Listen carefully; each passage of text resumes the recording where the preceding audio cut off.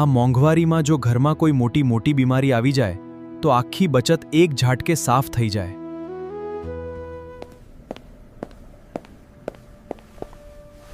શું થયું પ્રશાંત? કેમ આટલા ચિંતિત બેઠા છો? કંઈ પ્રોબ્લેમ છે? નિયતિ, હું ઘરમાં પપ્પા વિશે વિચારતો હતો. હવે તેમની ઉંમર 70 વર્ષથી વધુ થઈ ગઈ છે. જો અચાનક હોસ્પિટલનો મોટો ખર્ચો આવી જાય તો પૂરી થઈ જશે. કોઈ એવી સરકારી યોજના નથી જે આ ઉંમરે મદદરૂપ થાય? અરે પ્રશાંત, તમે પણ આવી નાની વાતમાં ટેન્શન લો છો. સરકારની PM+ યોજના વિશે તમને નથી ખબર? જેમાં 70 વર્ષથી વધુ ઉંમરના વડીલોને મફત સારવાર મળે છે.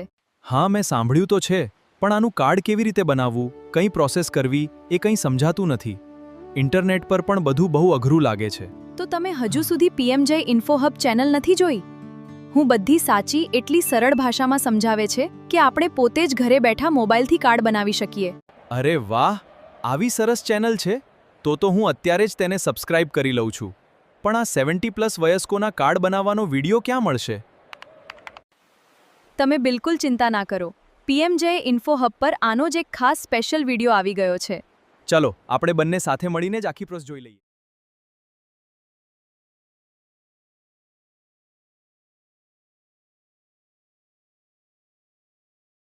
નમસ્કાર મિત્રો, જય ઇન્ફો હબમાં તમારું સ્વાગત છે.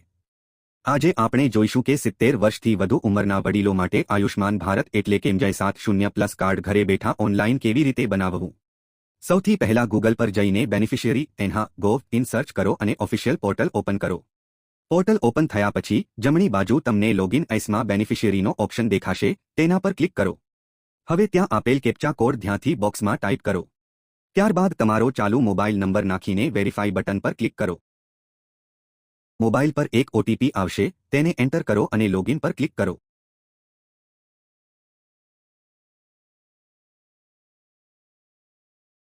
હવે સબ સ્કીમના બોક્સ પર ક્લિક કરશો એટલે તમને MJV એટલે કે આયુષ્માન વય વંદના યોજનાનો ઓપ્શન જોવા મળશે. ખાસ આ ઓપ્શન સિલેક્ટ કરો. ત્યારબાદ તમારો જિલ્લો પસંદ કરો અને સર્ચ બાયમાં આધાર નંબર સિલેક્ટ કરીને તમારો આધાર કાર્ડ નંબર નાખો અને સર્ચ કરો.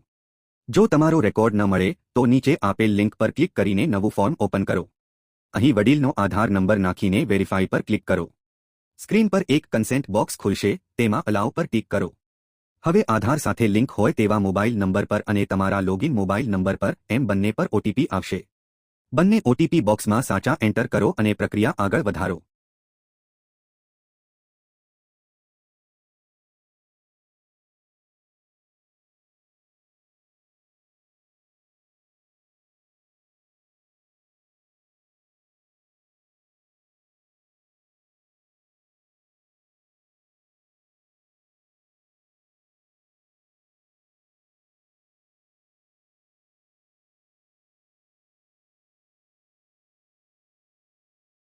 OTP વેરિફિકેશન સક્સેસફુલ થતાં જ વડીલની બધી વિગતો સ્ક્રીન પર આવી જશે. હવે તમારે જે તે વડીલનો લાઈવ ફોટો કેમેરા સામે રાખીને કેપ્ચર કરવાનો રહેશે. ફોટો બરાબર આવે એટલે પ્રોસીડ પર ક્લિક કરો.